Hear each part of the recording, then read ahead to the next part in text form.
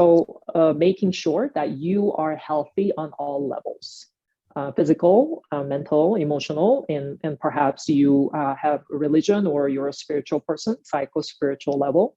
So that's the well-being that we'll be addressing. Mindfulness, to me, is also overused word, but it simply is talking about awareness. Are you aware of what is going on? Okay. And it starts with yourself. So that's sort of the definition that we're going to be working with. Okay. And then, so basically what I've just said is health as a holistic approach. When we say health, is not just the body, but also how do we use the tools that are available now based on latest medical and scientific research to get you where you want to go. Okay, so then we could go to the next slide, Alex. Thank you. Oh, so I think we skipped a few slides there. So we went to intro, and then the practice actually is I was gonna bring someplace else, but yeah, let's skip that practice slide. We'll come back to that. Actually, that's super important. And then we are here, and I couldn't resist sorry, for this slide to be on. And it's a red panda taking a nap, and I just have to laugh at this. So first of all, everyone, here I would like you to take a breath and then sit tall again, because I myself have been slumping like this, and take a breath and roll the shoulders back and down. And then we are going to do a, so I don't want you to go to sleep yet, yeah? Okay, so let's actually work on the physical portion first, everyone. So group stretch time, you're sitting down, and I'm not telling you to, I'm sorry. My voice is a little bit, hoarse. But is it okay, Alex, if we just stop the screen so that people can see what I'm doing? So everyone, I'm gonna take a sip of water. Sit tall. This is what you were here for, right? And then interlace your fingers and reach forward. And I'm gonna turn around so that you can see my side body. So, you know, we talk about, okay, how do we become more productive? Well, our body has to take care of us, okay? So pull the arm bones in, lift your chest. So it's different from this, right? So pull the shoulders back and down, lift your sternum up, and then taking deep breath in. Yes, let's round our chest and reach forward. Nobody's looking at you. I can't see you. I trust you're doing this with me. And then slowly reach the palms up toward the ceiling. Bend your elbows a little bit. Look side to side. Pull the elbows back. Can we do that and breathe into your armpits? We don't talk about armpits in the Western society, but your armpits are actually very important. Turn the palms up toward the ceiling, and then reach the palms up and straighten your elbows all the way, unless you have injuries. If you have injuries, please take care of yourself. Don't go far as you want to or need to. Reach up toward the ceiling and taking deep breath in. One more time, reach the palms up. Even the base of your joints, finger joints, reach up. And pull the chin back as if you're trying to create double chin, okay? And reach up. So we're trying to align your spine along with your skull, your neck. And taking one more breath, reach on up. And then separate your fingertips and turn to your right. So I'm gonna turn to my right. My left hand is on the on my outer right knee. And then push your right hand down on the chair or on the back of the chair, and everybody turn. Pull the shoulders back and the trapezius down so that your shoulders are not up by your ears. Okay, very, very simple stretch. This will be recorded and then share with you. So one more time, we have on another side. So interlace your fingers the other way, which is very strange to say, but there's sides that you're not used to. Again, pull the shoulders back, lift your chest, calm eyes, right? Pull so your attention backward, although you're looking forward. Relax your face, everyone. And then taking deep breath in, pull the palms forward, reach the sternum back. Yes, you are rounding your back, but this feels wonderful. Pull the skull, the crown toward you, toward your hand side, so that you feel the stretching of the back of your neck as well. And then everyone, let's take a smooth inhale and reach the arms up toward the ceiling. And notice, look side to side. Are my arms a little bit ahead of my ears, or are they in line with my ears? Right? If that's difficult, bend your elbows a little bit and pull the palms, put the palms up toward the ceiling, and let's slowly straighten our arms. So everyone, one thing that I keep noticing in my students is that we are sitting and looking at the screen too long, and our shoulders are super tight. So when if we keep doing this, this will really help you. And if you don't do it, that's fine. That's your choice. Okay, but if we don't open our shoulders and make sure these things are sort of lubricated, your joints are lubricated. The thing is, when your shoulders are super tight, it all goes into your low back. So a lot of people come into yoga classes with low back pain. Separate your hands. Arms are still parallel. Take deep breath in, fingertips up toward the ceiling, and then let's turn to the left. So press down your right hand on the outer left knee if you can. You can grab the chair back or push the chair seat down. First, everyone, lift your chest, roll the shoulders up, trapezius down. You carry so much tension in your trapezius, it's not even funny. And that's going to travel all the way to your neck and even head. Taking deep breath in, turn the shoulder blades in towards your spine, and then smooth inhalation and slowly exhale and sit upright, sit tall. Beautiful, great job. Although I can't see you, I'm sure you're doing a great job.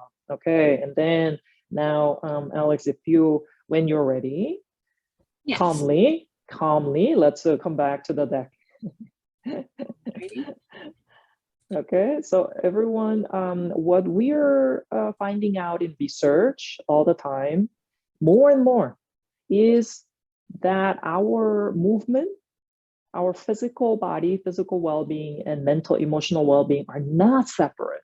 We have to stop addressing them in a separate way, right? We in the yoga of practice of centuries, perfected actually over centuries of time, is that they are connected. We cannot address the mental without addressing the physical. So everyone, please, it doesn't have to be yoga. You play soccer, great. Basketball, whatever you do, Pilates, amazing tools right now, right? So I am putting this on you again, because this is about empowering your journey. And you have to take responsibility that this is at the base, the core of your being. And if you're not healthy and happy, no one you care about can be healthy and happy. I am really serious about that. So please empower yourself to come up with your physical practice, whatever they may be. And I'm going to reiterate that at a slightly later time. Okay, so we did a little bit of group stretch and nutrition. This is a very highly controversial topic, but I want everyone to also think about what makes you feel good when you eat certain foods and when you are not feeling very good, like what even something just felt really palatable, delicious at that time. So even this awareness actually brought me to a really interesting place in my journey in terms of, fitness and nutrition. And I'm not gonna, tell you what to do at all. But for me, actually looking into ketogenic type of food choices and intermittent fasting have really, really helped me clear my mind and also feel more energy. You would think, oh, fasting, oh, that sounds extreme and bizarre, right? That's what I thought at first, but recently I'm just discovering that it is, boosting my productivity. So it's something that you may want to look into, okay? And but I want to reserve some of the time that I'm devoting to the slide on sleep. And this red panda is resting over here. And I really just implore you to look into sleep as your superpower. Literally, this is your non-negotiable tool for your lifetime of well-being. I am saying this and emphasizing this because there is conventional belief out there, I'll sleep when I die. Well, actually, if you don't sleep, you are going to die pretty soon and you'll get that chance. I mean, that sounds really extreme and kind of like almost scaremongering, but in fact, I'm so serious that I cannot emphasize this enough for you. I'm going to share the resources of TED Talks and also some books that you might find interesting. But sleep is nature's gift to us to make sure that we stay healthy and vibrant and sharp throughout our lives. And it is something that you should not play with. Make sure, so there are a couple of things, I'm not gonna give you a lot of facts right now, but the key facts before we move to the next slide is that, first of all, make sure you have an environment that's optimal for sleep.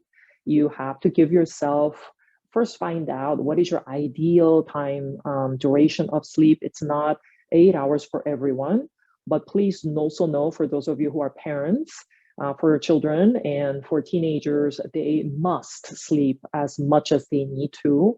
So this is why I think California is already like, we have school systems that are delaying start time for the school because our children are being sleep deprived if they start too early. And this has huge cognitive impact on their brain development and their focus. I just can't emphasize this enough. So for you, we have this beautiful evolution, our body that's designed to move in so many beautiful ways, and also sleep that refreshes you and detoxifies your body and your brain every night. But our evolution and our rapid technological advancements are clashing right now. And I want you to really be aware that our bodies are not designed for certain things that we do all the time, like sitting at your desk for 8 hours a day. Like, it was never designed to do that.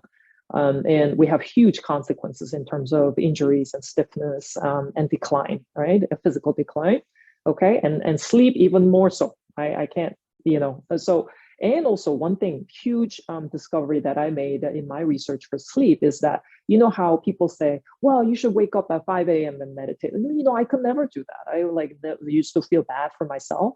Oh, I'm a yoga teacher. I should be able to still wake up at like 3 a.m. and meditate for 2 hours. Like, I could never, ever do that. And evolutionarily, in fact, what the researchers are now saying is that we were never meant to wake up at one point in the morning and then go to sleep all at the same time. Then if we're a little village, like saber-toothed tiger, will come and eat us all, right? So we, for evolutionary purposes, for our own survival, all human beings were engineered with different rhythms, circadian rhythms. So some people feel really happy. My mother used to wake up at 4 a.m. and she had to go to bed by, 8 p.m. or something like that. And I used to make fun of her. But that was her natural rhythm. For me, it's 11 p.m. to 7 a.m. or something a little bit earlier than 7 a.m. So please look into your own habits and what makes sense for you. So this is the thing, right? So when people say, well, so for someone who is very, very happy waking up at 10 a.m., oh, wow, you got to get up at 5. No, it doesn't work. And also it really punishes those who have a different circadian rhythm from what is conventional and what is acceptable. So we need to, as a society, not just as individuals, we need to look at what we're forcing people to do, right? So for some individuals who are brilliant, hardworking, if they're waking, they need to wake up at 9, but they need to go to the office at 7, their performance will suffer and they will not be happy. It almost actually changes your personality if your sleep is really messed up. Okay, so everybody, please, take care of yourself with the sleep because it is not negotiable. You have to demand a schedule that works for your own circadian rhythm. And also for children and teenagers, this is like times 10, okay, because their brain is still developing. Okay, so I think I spent a lot of that. As you can see, I am very passionate about sleeping, okay? It's even better, more important than what you eat and what you do in terms of movement, because it's I mean you gotta detoxify it. So you gotta clear out all the toxins from your system, and that's what sleep does for you. Okay, so the next one. Hopefully I'll get through everything. Now, oh, this is the the most important thing besides sleep, which is very important. So everybody, we talked about the holistic approach to health. So now what can we talk about in terms of mental and emotional resilience and parasympathetic versus sympathetic nervous system responses? So for this is something, I mean, I feel like I've spent lifetime of thinking and research into. And I've shared my immigrant journey in the beginning, coming from a hyper-competitive society into another one, right? As you know, Koreans are pretty competitive, or like at least those who are like here in other countries, you basically, and like you as well, all of you, my beautiful audience and partners and friends of Alcorn, you are very focused, right? And well-educated, and you have great ambitions, you have great hopes, you have great dreams. That's why you're here. And I know your type. That's really why I'm talking to you. And it's important that we really distinguish parasympathetic nervous system, why it's important, and why we're completely ruled by sympathetic nervous system. So sympathetic nervous system, for those of you who heard of that, but you don't think about it day to day life, is fight or flight, right? So something is due for your work, or your paper is due, or if you're an academic person, then you go in there and your like heart is racing, right? You're like your mouth goes dry, you have butterflies in your stomach, and that nervous energy is like just complete explosion of cortisol in your body. Then you gotta go for it, right? So it does serve a useful function in terms of getting short-term tasks done under great stress.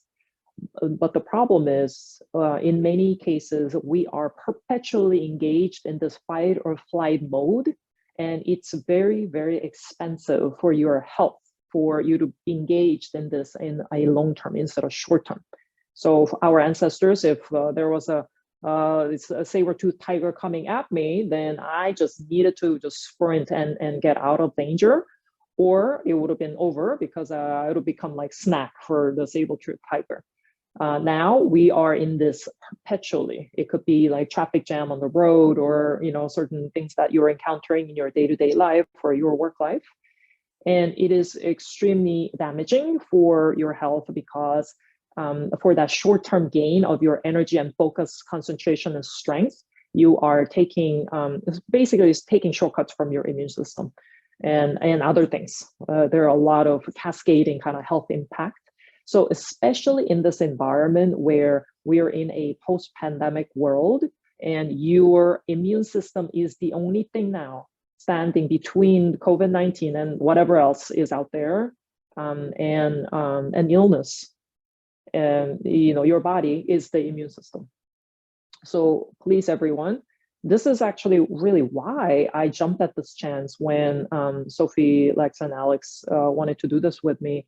We talk about health. Yeah. Of course, I have to be healthy. Well, I mean, we're gonna have all these mutations, variations. What could we do? And your immune system has to be as strong as possible. You can't have strong immune system without sleep, that's for sure. And you can't have great immune system without being able to switch from this fight or flight mode into rest, sleep, digest mode, which is a parasympathetic nervous system response. Okay. And now I have this unveiling. Wow, how do we get to this parasympathetic nervous system mode? Because I have so many things to do. I'm so busy. I'm overwhelmed. It's very stressful to have this immigrant journey. Like, what can I do in order to switch to the parasympathetic nervous territory? And that is breath. Okay. So everyone, I'm going to do a quick practice with you now. And first of all, once again, sit tall, and then think about all the things you have to do. So I'm actually egging you on a little bit. Think about all the So you, whatever overwhelms you, think about it. Overwhelms you, and like my heart, yeah, I'm thinking about like something that's due for my work next weekend. I'm already like, I'm making a presentation in front of many leaders, in fact, about people, how to take care of our people, how to take care of our culture. I'm palpitating actually. I can feel my heartbeat going faster. Oh my goodness. Okay. So everyone, now I want you to sit tall, roll the shoulders back and down. So, you know, when I think about overwhelming things, I'm already contracting. It's so clear, and things are tensing up. I'm actually rigid in my abdomen. So everyone, make sure you can put your feet on the ground, make full contact with the floor. So I'm showing you how to go from fight or flight to rest digest, which is soothing, very nurturing, and strengthening overall. Okay, so full contact with the floor. You know, if you're in the office, you don't have to do this now, but whenever you're doing this, make sure your shoes are off, so that the entire bare feet are even great. If you're in working from home one day, do this there. And then once again, lift the abdomen to the navel, from the navel to the sternum. Broaden your collarbone as if you're smiling. You feel like you're smiling with your collarbone. There's an inner smile. And rolling the shoulders back and down. And we're always like this. So as if you're making a double chin, pull your skull back so that you feel some lengthening coming, extension coming in the back of your neck, as well as the occipital ridge in your skull, in the back of your skull. Okay. And then palms on your thighs. Continue to breathe quietly, just looking ahead. You don't need to shift your eyes about, just have your eyes area, be calm. Withdraw your gaze. Gaze is forward, but your attention is inward. And take deep breath in. And then before you do it, maybe you want to see me gently release your chin toward the chest. So we're not doing this, right? We don't want to do that. We want to lift our sternum, pull the shoulders back, but keeping the back of your neck long. Release your head gently toward your heart. So the chin came slightly closer to your clavicle. Close your eyes. So the purpose of yoga in many ways is, the yoga teachers, the sages of centuries ago, tell us that our yoga practice, strengthening your body, is necessary so that you can withstand hours of meditation. Strong body, strong mind. So taking smooth breath in and out. We're going to be here just for a short time. So just a taste, okay?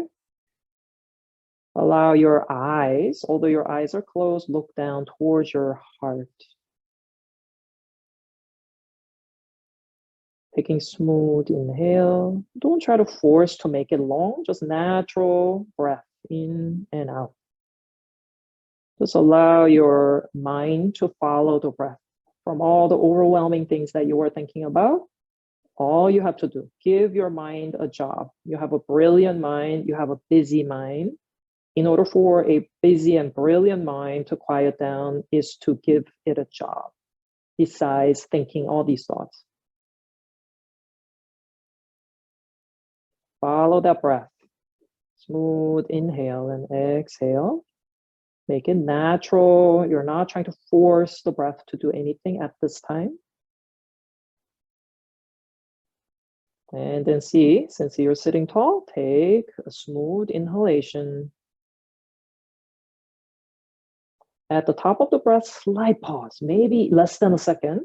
And then slowly exhale, twice as long as your inhale breath. And then try again. Smooth inhale, not too long.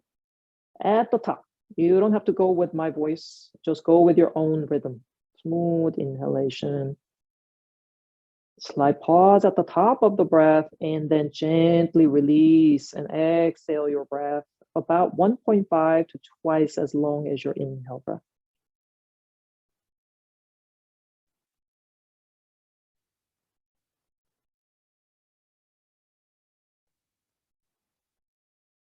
And then do it 2 cycles only.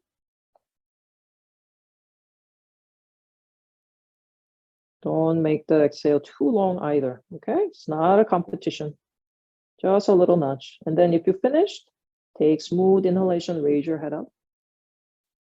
Eyes remain closed for a while. Once again, just do a little quick check.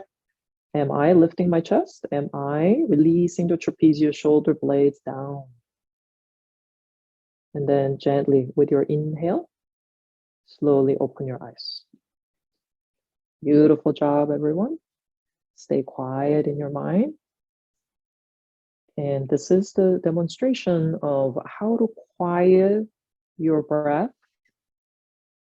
And longer exhale will always work for calming your nervous system. If you feel sluggish, you need to be energetic, but you're not feeling energetic, you feel sluggish, instead of reaching for coffee, first, lengthen your inhale more than your exhale. Say they're about equal, right? So more energetic, more deeper inhale, more inhale. You want to calm down, maybe even you need to go to a sort of sleepy stage at night, exhale, longer exhale, okay? So that's what I would prioritize. And the breath is so important for our health also, and also breathing through the nose. That's super important, especially because we have a lot of people have sinus issues, and that needs to be looked at more closely. We don't have time to go into that, but our sinus is a very intricate system of tunnels and filters. So you want to breathe through the nose instead of through the mouth, because otherwise nothing, no filter from the mouth, the air goes straight to your lungs. Whereas when you breathe through the nose, it actually has to be filtered through this. I mean, if you stretched out, it's really fascinating, like a very, very long filtration system. And, at some point, maybe we'll address that at other times, but please, breathing through the nose is important. And also I'll suggest a book for this. And then now let's actually, Alex, if you don't mind, let's go to the practice slide. I think it was one before. Go play. Yeah, there you go. Okay. So everybody, we're coming up on time, and I really want to, invite your query, your own inquiry, bring a sense of curiosity to yourself, because you're the most important person in your life, and no one else will prioritize for you. And you are holding your community up, right? Your family, your loved ones, your friends, in order for you to really support them and love them, love yourself first. That's really the message of today. So how do we do this, right? So this is kind of my lifelong quest. What is the daily practice? You've read a lot of books about productivity, even like, do something just short period of time every day is better than you spending 5 hours like once a year on wellness and meditation or something like that, right? So yeah, Alex is just putting in the chat box that, feel free to put in your questions in the Q&A, and Alex will monitor and just throw me all that stuff, because yeah, I'm not gonna be, seeing that myself, building that myself. So practice, so day to day, what would support you? Day to day, so it's extremely unnatural for a human body to be in one place. So we're getting standing desks, and a lot of people have benefited from that, because that is it's a forcing function for our body to move, sit and then stand, sit and stand. But we got to do more than that, right? So are you willing to put a timer and have an alarm go off? Oh, okay, like I need to at least like walk around the block or walk around the house, or what could you do to introduce this physical awareness in your day-to-day life? Okay. And also how, so is your nutrition dialed in? And are you eating the foods that are nourishing you? And it is hard for us to eat really good food because our soil is very depleted too. And it's it's a known fact that we tend to eat more in a way because the food, everyday food, is actually less nutritious. So being mindful of that is being aware of how you're feeling is actually super important. And we're not even talking about nutrition physically. How about mental nutrition? Yes, we read a lot of books, we can watch programs, documentaries, movies, and so on. But how are they feeding your mind? I think it's really important for us to look into. And that's also what I mean by mindfulness. Are we just scrolling because for the sake of scrolling? There's just so much in social media. It's a tool that we cannot live without now. But I urge you to really take a look at your habits. What are we doing? I mean, we just want to make sure that we're intentional about what we're doing every day. And in terms of nutrition, yes, I scan titles of news. I mean, I don't think good news sells. Let's just face it, it's driven by ad and clicks, right? So it's a business model that is geared toward maximizing profit. Yes, journalism with great integrity is out there and it is available to us. But are the news that you're watching or reading, scrolling through, really serving you? And that's what I would also remind everyone to think about. Don't, believe me, just for you to figure out the kind of life routine. So good life, I think good life is consisting of two things. Great daily practice. What you do day in, day out will add up to a great life, right? And also a great life, in my mind, is relationships and your community. So going back to my immigrant experience, I was a young person, but my parents were, extremely isolated because a lot of Koreans go to ready-made community called the church. But my parents really didn't like that, and they weren't very interested in the kind of evangelical kind of Christian communities that were available to us at the time. So they said no, but we didn't have anything else to go to, right? So we were extremely isolated. So I would like you to recruit your allies, not just your friends, but see if you can go out there and find people with common interests, share passion, share causes.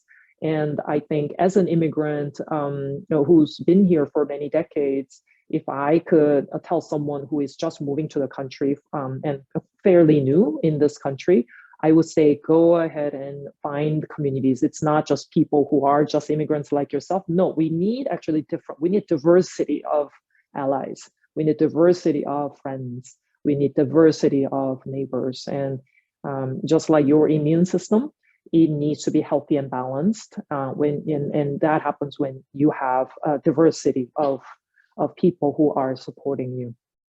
So I hope this was helpful. We can get into something a little bit more if you want to, but that really is driven by your questions or your comments. Comments are also welcome too. It doesn't have to be a question. And I think that's really what I have for you. And I want to just make sure that we allow more time for questions and comments. Thank you so much. And Yoon, if I may chime in, first of all, thank you so much. I felt my joints popping. I'm definitely stiff. That helped loosen me up a bit. We have a Q&A, and it's more of a comment, and this harkens back to your earlier question about how we were feeling. And someone said, stressful, waking up with thoughts about traveling to the other side of the world and leaving all of the familiar things. And I think that can let us talk a little bit more about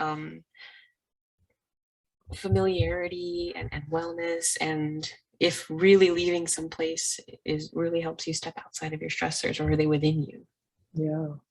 Yeah, I think obviously we're speaking without a lot of context, but that it's so actually thank you for that comment, because I was thinking back to my own experience from Korea to New York, and it's not just you switch continent, right? I mean, the kind of core beliefs and the value system, the history, the culture on which your native country, native society is based is like completely different. Yeah, well, like we're all humans. Okay, we seem to be wearing Western clothes and so on, but and we moved to the United States, like it was completely different.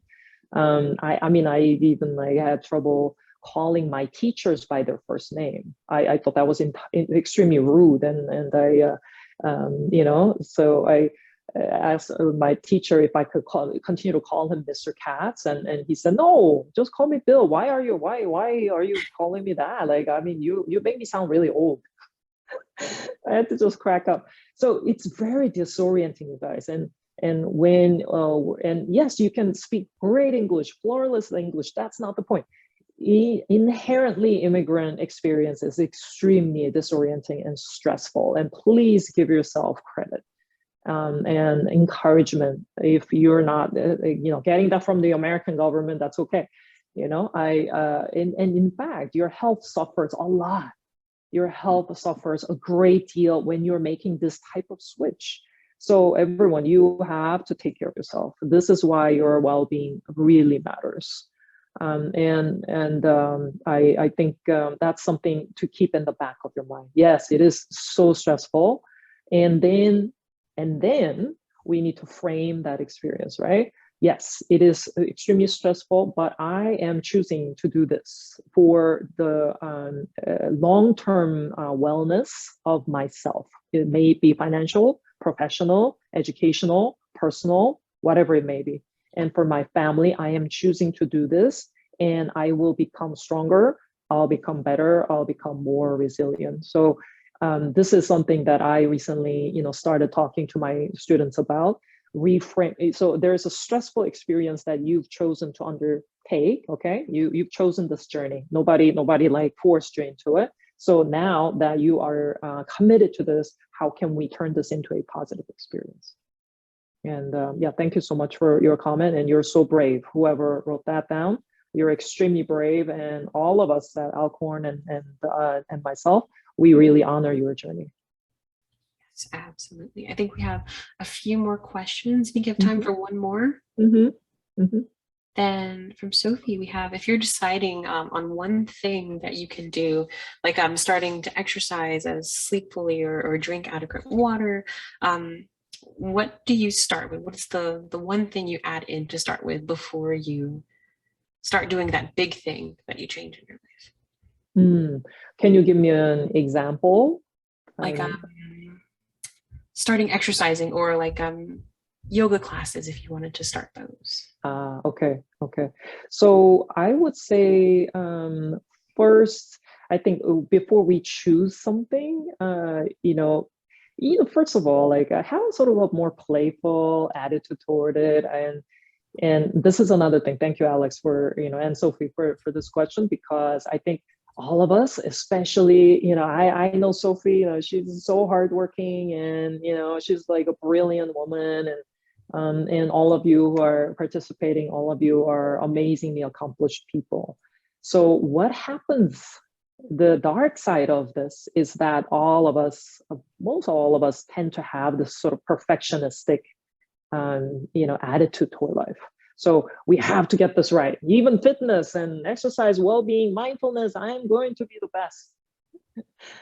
And have more a playful and forgiving attitude when it comes to exploring these new options that seem sort of disorienting, a little bit confusing. It is very confusing, actually. This is why I'm talking to you about all this stuff. Because sometimes where do I start? So first, all the basic things, yes, and all the basic things, please get your sleep right. So because you have to feel right in order to even have enough energy to tackle other things, right? So just sleep and make sure your nutrition, just have a little like inventory. Okay, how's my sleep these days? Okay, how am I doing in terms of, my exercise? Okay, I gotta start something. Okay. Then, I'm biased, right? I do strength training. I have a personal trainer, and I pay a lot of money for that, besides like teaching yoga and practicing yoga, because to me, health is number one. I want to be as strong as possible. And I want to be the best version of myself. So I work with a trainer, and I'm much stronger than before. But before you do any of that, just think about increasing your daily activities, like walk a little bit more each time you're walking. Maybe start your hike. And also the deck that I put together was intentionally trying to kind of program you to go out into nature. Because, you know, even in Japan, we have something called, you know, forest bathing, and Koreans do that as well.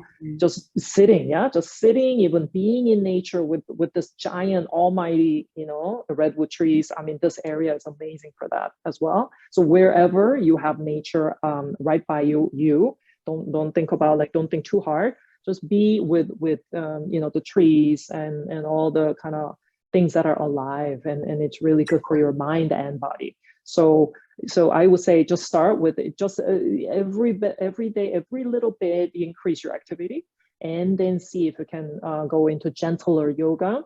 Okay, I teach Iyengar yoga. It doesn't have to be Iyengar yoga, but just go into a class instead of like trying to twist yourself into like pretzels. Just see if it serves you. Yeah, yoga is there to serve you. You're not serving anybody. Okay, it's about you, and you have the power to decide and choose what will help you. Okay, so make sure you go in there with that confidence. Talk to the teacher if you're going in person. Even if it's online, please talk to people and get information. Become curious about how to best take care of yourself. That's what I would say. All right, Ian, thank you so much. Are there any other slides? Go ahead and move forward. We have about 1 minute left. Is there anything else you would like to, any more wisdom you'd like to share? Yeah, I would just say thank you, everyone. I mean, I shared like 1/10 of like what I really want to share with you, because in a way, it's not about information, but it's about the mindset. And I took a very, very long time to come to this point. And I feel deeply personal about coming before you and sharing, in a way, my life experience. This is decades of stumbling around, being confused about how to like myself and how to take interest in my own well-being, to distill the knowledge and distill the information and provide you quick snapshot of what you might want to do, and and I just want to say that no matter where you are in the phase of your life, you are the CEO of your own life. You're not an employee in your life, right? You take complete responsibility and you're in charge. So, you know, really show up with this powerful attitude. And the other thing that I thought about not sharing, but because we have a few seconds, I'm going to share. So the worst case scenario, say, you know, your visa didn't go through or something didn't happen in a way that you really hoped it might. I admire this entrepreneur very, very much. His name is Vishen Lakhani, and he's the founder and CEO of Mind Valley. I don't know if you ever heard of him. He owns and operates a very large global scale online educational platform. He, in fact, started Mind Valley in New York City, and then he had to go back to Malaysia because this was right after 9/11. And he felt that as an immigrant, you know, Muslim, you know, it was not a very hospitable environment at that time. So he went back to Malaysia. So you would think, oh my God, it's the worst case scenario. That's what he thought, at least. But look at him now. I mean, look at the valuation and look at his business, and he was able to make it happen. So I know all of you are powerful beings.